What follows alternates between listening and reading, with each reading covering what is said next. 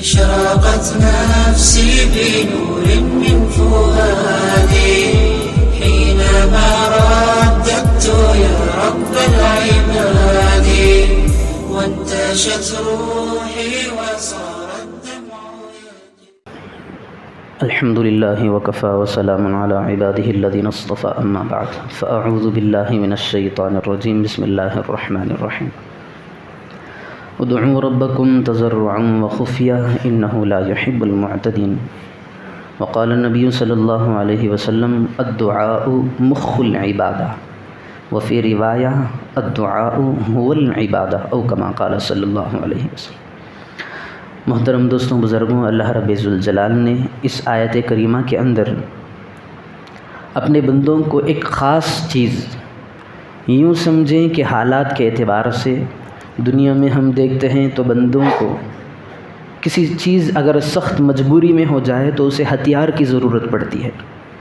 اللہ رب ذوالجلال نے ہمیں ہتھیار سے زبردست، ہتھیار سے زیادہ پاورفل اور طاقتور نسخہ ہمیں ہاتھ میں تھما دیا۔ اللہ رب ذوالجلال کہتا ہے کہ میرے بندو، جب تم پریشانی میں گر جاؤ، مصیبتوں کا تمہیں سامنا کرنا پڑے، تم ظلم کے اندر مبتلا ہو جاؤ، تو میں نے تمہارے ہاتھ میں ایک بہت بھاری چیز کو تھما دیا۔ ادعوا ربکم تضرعا وخفیا، اپنے رب سے اپنا رشتہ جوڑ لو، اپنے اللہ سے تعلق کو مضبوط بنا لو۔ اب یہ دونوں ہاتھ میں نے تمہیں دی ہیں، یہ اللہ کی بارگاہ میں اٹھاؤ، اپنے اللہ سے مناجات کرو، پھر اللہ کو منواؤ، اللہ یقیناً تمہاری باتوں کو سننے والا ہے۔ اللہ کے پیارے حبیب صلی اللہ علیہ وسلم نے فرمایا، بندہ جب غم کا مارا ہوتا ہے، درد لے کر کے پھرتا ہے، کوڑن سہتا ہے، برداشت کرتا ہے، پھر اپنے ہاتھوں کو اٹھا کر اللہ رب ذوالجلال کی بارگاہ میں رکھتا ہے، تو اللہ رب ذوالجلال یقیناً اس کی وہ چیز کو حل کر دیتے ہیں جس چیز کو وہ مانگ رہا ہے۔ تو ان آیتوں کے اندر دعا کرنے کی بڑی تاکید کی ہے کہ اپنے اللہ سے مانگا کرو۔ احادیث میں ملتا ہے کہ جب بندہ اللہ سے دعا مانگتا ہے تو اسے تین چیزیں عنایت ہوتی ہیں۔ اب میں اگر اللہ سے دعا مانگوں مصیبت کے اندر تو اللہ رب ذوالجلال مجھے وہ چیز دے دیتا ہے جس کو میں مانگ رہا ہوں، اگر نہیں ملا تو اللہ رب ذوالجلال تاخیر سے دیتا ہے اور تب تک اس پر آنے والے مصائب کو، مشکلات کو ہٹا دیتا ہے۔ اور پھر اگر یہ بھی نہیں ہوا، نہ جلدی دعا قبول ہوئی اور نہ دیر سے دعا قبول ہوئی، تو اللہ رب ذوالجلال مصلحتاً بندے کی کامیابی کے لیے اس دعا کو محفوظ کر کے اپنے پاس رکھ لیتا ہے۔ اب جب قیامت کا منظر ہوتا ہے تو اللہ رب ذوالجلال اپنے بندے کو اپنی بارگاہ میں بلا کر کے پوچھتا ہے، اے میرے بندے، میں نے تجھے دعا مانگنے کا حکم دیا تھا، کیا تو نے مجھ سے دعائیں مانگی تھی؟ بندہ گنوائے گا، اے اللہ میں نے یہ دعا کی تھی، تو نے قبول کر لیا، یہ مانگی تھی تو نے یہ بھی قبول کر لیا، یہ مانگی تھی یہ بھی قبول کر لیا، لیکن اے اللہ بعض دعا ایسے ہی میں مانگتا تو ہر دن تھا لیکن تو نے نہیں دیا۔ تو پھر اللہ بھی کہے گا، ہاں تو نے یہ مانگا تھا، میں نے تجھے عطا کیا، یہ مانگا تھا یہ عطا کیا، یہ پوچھا تھا یہ دے دیا، لیکن تیری دعائیں اتنی ہیں جن کو میں نے دنیا میں عطا نہیں کیا ہے، میں نے ان کو ذخیرہ بنا کر میرے یہاں اسٹاک کر لیا ہے، آج میں اس کا بدلہ تجھے اس اجر کے مطابق دیتا ہوں۔ پھر اللہ رب ذوالجلال ان دعاؤں کو اپنی بارگاہ میں رکھ کر کے کل قیامت کے دن اللہ رب ذوالجلال اس کو ثواب اجر بنا کر کے اس کے حوالے کرے گا۔ بندہ دیکھے گا میری دعائیں اتنی لیکن اتنا بڑا اجر، پھر یہ تمنا کرے گا دل ہی کے اندر، اے اللہ کاش تو میری کوئی دعا دنیا میں قبول نہ کرتا، آج اتنا بڑا صلہ مل رہا ہے۔ ایک تو وہاں کا عالم ہے، دنیا کا ماحول یہ ہے کہ اللہ رب ذوالجلال کہتا ہے کہ یہ جو دونوں ہاتھ میں نے تمہیں دی ہیں یہ اپنے رب کو منوانے کے لیے ہیں۔ جب بندہ درد کا مارا پھرتا ہے، غم لے کر کے کڑن کو سہتا ہے، کسی سے کچھ نہیں کہتا، تو اللہ رب ذوالجلال کہتا ہے کہ اے میرے بندے تو مجھے منا لے، میں تیرے کام بنوا دوں گا۔ وَكَفَى بِاللَّهِ نَصِيرًا، تو اللہ کو بنا لے، سب سے بڑا مددگار میں ہوں۔ وَكَفَى بِاللَّهِ شَهِيدًا، تو معاملے میں پھنستا ہے، تیرا گواہی دینے والا کوئی نہیں ہوگا، مجھے گواہ، میں تیری گواہی دینے کے لیے تیار۔ وَكَفَى بِاللَّهِ وَكِيلًا، اور جب تم مجھے وکیل بنا لیتا ہے، دنیا کے سارے وکیل تیرے سامنے آ کر کے ہار جائیں، کیس لڑنا چھوڑ دیں، میں تیرا کیس لڑوں گا۔ وَكَفَى بِاللَّهِ حَفِيظًا، اور تم مجھے حفاظتی گارڈ بنا لے، تم مجھے حفاظت کرنے والا مان لے، میں تیری ایسی جگہوں سے حفاظت کروں گا کہ دنیا کی کوئی طاقت تجھے روک نہیں سکتی۔ میری طاقت کو دیکھنا چاہتا ہے، میں نے اسماعیل کو چھری کے نیچے سے رکھ کر کے کھینچ لیا، میں نے عیسیٰ کو بغیر باپ کے پیدا کر کے بتایا، میں نے آدم کو ماں باپ دونوں کے بغیر پیدا کیا، بہت سارے کارنامے میرے ہیں، تو صرف اگر چاہتا ہے تو میں تیرا ہو جاؤں، تو مجھے اپنا حفاظتی مان لے، میں تیرے کام بھر دوں گا۔ پھر اللہ کے پیارے حبیب صلی اللہ علیہ وسلم نے فرمایا الدعاء هو العبادہ، الدعاء مخ العبادہ، عبادت کے اندر اللہ پاک نے ایک عجیب تاثیر رکھی ہے۔ لکھا ہے کتابوں میں، اللہ رب ذوالجلال بھی کہتا ہے قرآن کریم کے اندر مظلوم کی بد دعا سے بچنا۔ اللہ کے پیارے حبیب صلی اللہ علیہ وسلم نے بھی فرمایا اتقی دعوت المظلوم فإنہ لیس بینہ وبین اللہ تعالی حجاب۔ ایک درد مند کی جو دعا ہوتی ہے وہ اللہ کے عرش کو ہلا دیتی ہے۔ زمانے قدیم کے اندر ایک بوڑھیا تھی، اس کی ایک جھونپڑی تھی، ایک بادشاہ کے محل کے قریب تھی، ایک نئی بنوائی تھی۔ ایک مرتبہ ایسا ہوا کہ بادشاہ کہیں سیر و تفریح کے لیے گیا تھا، جب واپس آ گیا تو دیکھا کہ محل کے سامنے ایک جھونپڑی تیار ہے۔ بادشاہ کو غصہ آ گیا، بادشاہ جیش اور تلال میں آ گیا، تیش میں آ کر کے کہا کہ بھائی یہ جھونپڑی کس کی ہے؟ دربان تھے، وہ کہنے لگے آقا یہ تو فلاں بوڑھیا کی ہے۔ اب بادشاہ تو بادشاہ ہے جس کے اندر اکڑ جنم لیتی ہے، وہ کہنے لگا میرے محل کے سامنے یہ جھونپڑی، صرف یہ سننا تھا کہ اس کے چیلے چپاٹے جا کر کے اس کو تہس نہس کر کے واپس آ گئے۔ اتفاق کی بات یہ تھی کہ وہاں پر وہ بوڑھیا بھی موجود نہیں تھی، بوڑھیا بھی کہیں لکڑی لانے کے لیے اپنے کام سے ضرورت کی وجہ سے باہر گئی ہوئی تھی۔ جب وہ واپس آئی دیکھا کہ اس کی جھونپڑی کا نام و نشان نہیں ہے، تو دیکھا کہ اس کی جھونپڑی کو تہس نہس کر دیا گیا ہے، ملیہ میٹ کر دیا گیا ہے، زمین برابر زمین بوس ہو گئی۔ اس کے پاس کوئی چیز نہیں تھی، بس زبان تھی، ہاتھ تھی۔ اس بڑھیا نے ہاتھ اٹھائے اپنے اللہ کے سامنے، کہا یا اللہ میرا گھر تھا، میں تو نہیں تھی، پر تو کیا کر رہا تھا؟ میں میری ضرورتوں کے لیے گئی تھی، تو کہاں گیا ہوا تھا؟ بس غم لے کر کے درد کی ماری اس بڑھیا کی جو دل کے اندر کڑن تھی، اس نے ہاتھ اٹھائی، اللہ رب ذوالجلال نے اس کی دعا جیسے ہی اس نے مانگی تھی فوراً یہ کیا۔ جو بادشاہ اس وقت بیٹھا تھا، اس کے محل سمیت، اس کے دربان سمیت، سارے کا بادشاہ کی زمین محل سمیت اللہ رب ذوالجلال نے زمین کے اندر دھس دیا، سارا کا سارا فنا ہو کے ختم ہو گیا۔ تو اللہ کے پیارے حبیب صلی اللہ علیہ وسلم نے فرمایا کہ دعا کے اندر بہت بڑی تاثیر ہے۔ اب اس دعا کے اندر اتنا پاور ہمیں لانا ہے تو ہمیں کرنا کیا ہے؟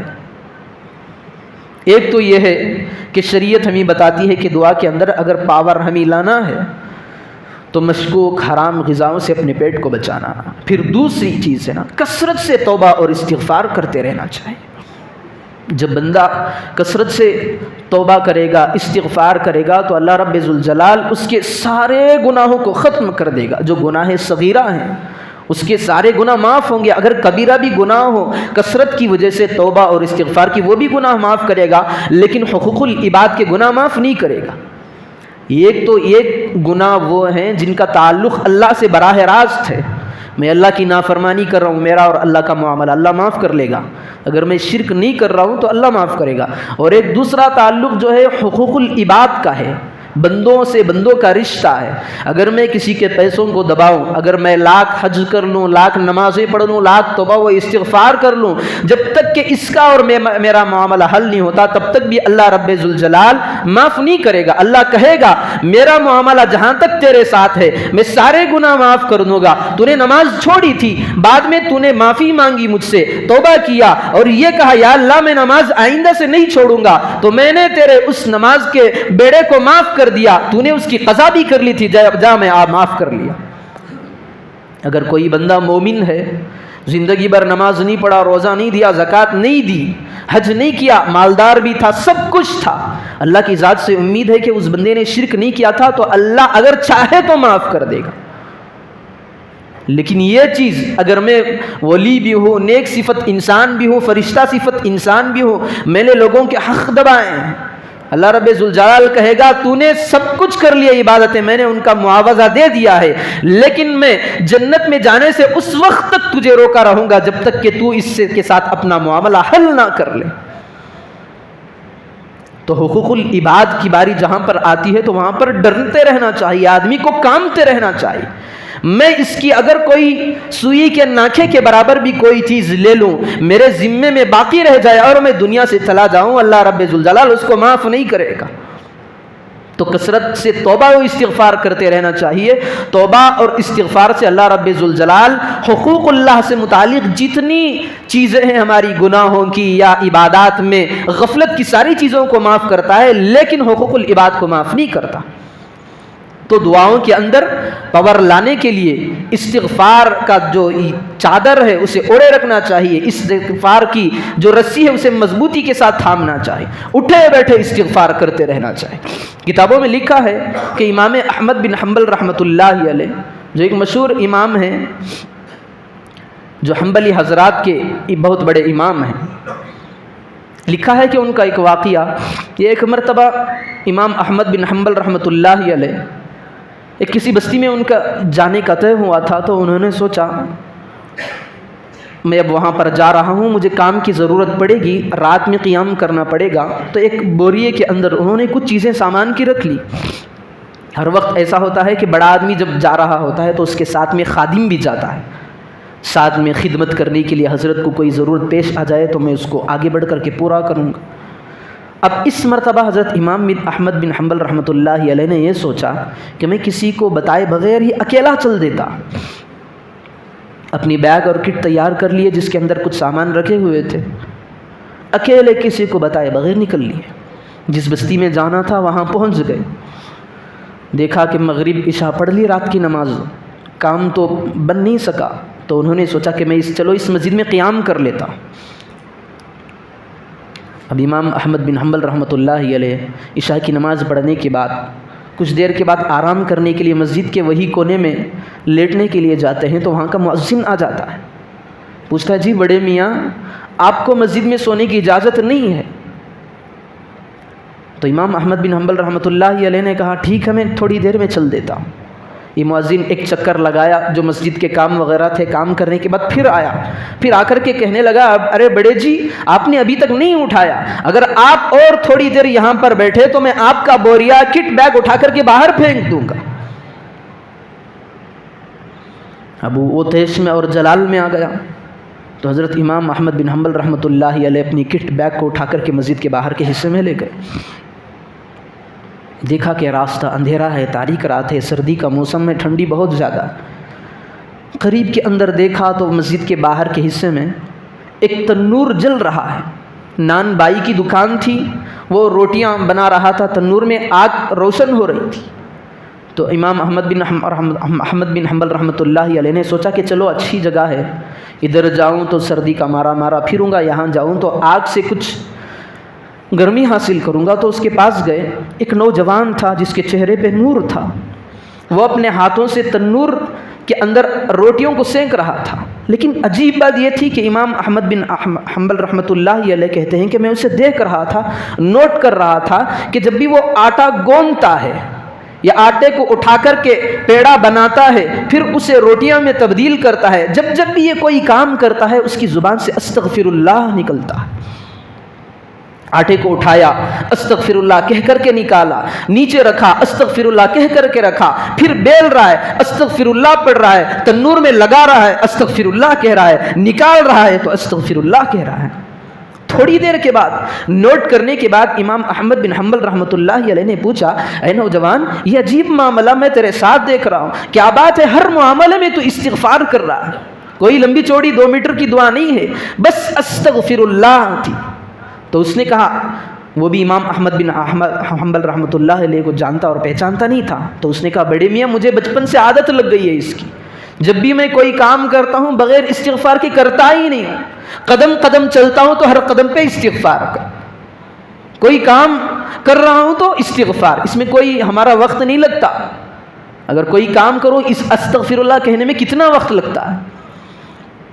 تو امام احمد بن حنبل رحمۃ اللہ علیہ سے وہ بندہ کہنے لگا، تو مجھے بچپن سے اس کی عادت لگ گئی ہے. تو امام احمد بن حنبل رحمۃ اللہ علیہ نے پوچھا کہ تجھے اس سے کچھ فائدہ تو ہوا ہے؟ تو اس نے کہا میں جتنی زندگی کے اندر میری حاجتیں تھیں، میرے اس کی برکت سے اللہ رب ذوالجلال نے میری ساری حاجتوں کو پورا کر لیا ہے اور میری پوری دعائیں قبول کر لیا. میری کوئی دعا بھی ایسی نہیں بچی کہ میری اللہ کے یہاں پوری نہ ہوئی، بس ایک دعا باقی رہ گئی. تو امام احمد بن حنبل رحمۃ اللہ علیہ نے پوچھا اچھا تمہاری پوری دعائیں قبول ہو گئیں وہ بھی استغفار کی برکت سے، پھر ایک دعا باقی رہ گئی ہے، کیا تھی وہ بتانا؟ تو وہ نوجوان کہتا ہے کہ میری بڑی عرصے سے تمنا ہے، میری ساری دعائیں قبول ہے، لیکن ایک دعا ہے میں اس انتظار میں ہوں کہ اللہ رب ذوالجلال میری دعا کو کب قبول کرے گا. پھر اس نے بتایا کہ ہمارے زمانے کے اندر ایک مشہور زمانہ ایک امام ہے جن کا نام احمد بن حنبل ہے، بہت نیک صفت انسان ہے، فرشتہ صفت انسان ہے. میری تمنا ہے کہ میں مرنے سے پہلے ان کو دیکھوں. میں اللہ سے یہ دعا بار بار کر رہا ہوں، پتہ نہیں کہ وہ دعا کب قبول ہوگی. تو امام احمد بن حنبل رحمۃ اللہ علیہ اٹھ کر کے اس سے گلے لگائے اور کہا کہ مبارک ہو تجھے، تیری یہ دعا بھی قبول ہوگی. امام احمد بن حنبل میں ہی ہوں. تو انہوں نے سارا واقعہ سنایا. پھر حضرت امام احمد بن حنبل رحمۃ اللہ علیہ کہتے ہیں کہ میں مسجد میں سونے والا تھا، وہاں جو مجھے بھگایا گیا اس کی خاطر بھگایا گیا. اگر اللہ چاہتا تو مجھے مسجد میں سلاتا، لیکن اس کی دعا قبول کرنی تھی. اللہ رب ذوالجلال اپنی بارگاہ میں جو کثرت سے استغفار کرتا تھا، تو اللہ نے مجھے مسجد سے نکالا، اس کے پاس بٹھایا. اس کی ایک تمنا، آخر کی ایک دعا باقی تھی، اللہ رب ذوالجلال نے استغفار کی برکت سے اس کو بھی پورا کر دیا. تو ان آیت کریمہ کے اندر اللہ رب ذوالجلال نے بہت بڑا پیارا سبق دیا ہے کہ مجبوری میں، حالات کے تناظر کے اندر جب ہم گر جائیں تو یہ دونوں ہاتھ جو ہیں ہمارے ہتھیار سے کم نہیں ہیں. اللہ رب ذوالجلال اگر صدق دل سے اللہ کے اوپر یقین کامل رکھتے ہوئے اگر کوئی بندہ ہاتھ اٹھاتا ہے تو اللہ رب ذوالجلال اس دعا کو خالی ہاتھ واپس نہیں لوٹاتا. آج ہمارے ساتھ حالات گھرے ہوئے ہیں، ہم حالات کے اندر ہمیں ہر وقت اس بات کی کوشش کرنی چاہیے کہ اگر 2 منٹ اللہ رب ذوالجلال ہمیں دے دیں تو ہم ان ہاتھوں کو اللہ رب ذوالجلال کی بارگاہ میں اٹھائیں. اور دعا کے اندر پاور اور طاقت لانے کے لیے ہم لوگوں کو ایک تو حرام مال سے اپنے پیٹوں کو بچانا ہے، مشکوک اور شبہات والی چیزوں سے، مشتبہ چیزوں سے بھی بنانا ہے. ہمیں معلوم ہے کہ یہ چیز حلال ہے یا حرام کہیں سے آئی ہوئی ہے، یقین بھی نہیں ہے ہمیں کہ یہ حرام ہے یا حلال ہے. حلال ہے تو کھا سکتے ہیں، حرام ہے یقینی صرف ڈاؤٹ ہے. تب بھی اللہ کے پیارے حبیب صلی اللہ علیہ وسلم نے فرمایا ایسی چیزوں سے دور رہو، اللہ تبارک و تعالیٰ تمہارے دعاؤں کی تاثیر کو چھین لیتا ہے. اگر ایسی چیزیں بھی ہمارے پیٹ کے اندر شبہات والی مشتبہ چیزیں داخل ہو جائیں تو اللہ رب ذوالجلال دعاؤں کی تاثیر کو ختم کر لیتا ہے. پھر دوسری چیز جو ہے دعاؤں کے اندر پاور اور تاثیر لانے کے لیے کثرت سے استغفار کرتے رہنا چاہیے. اللہ تبارک و تعالیٰ سے دعا فرمائیں کہ اللہ پاک ہم تمام کو جب بھی موقع ملے دعاؤں کے اندر دعاؤں کا اہتمام نصیب فرمائے اور ہم تمام کو کثرت سے توبہ و استغفار کرتے رہنے کی توفیق عطا فرمائے.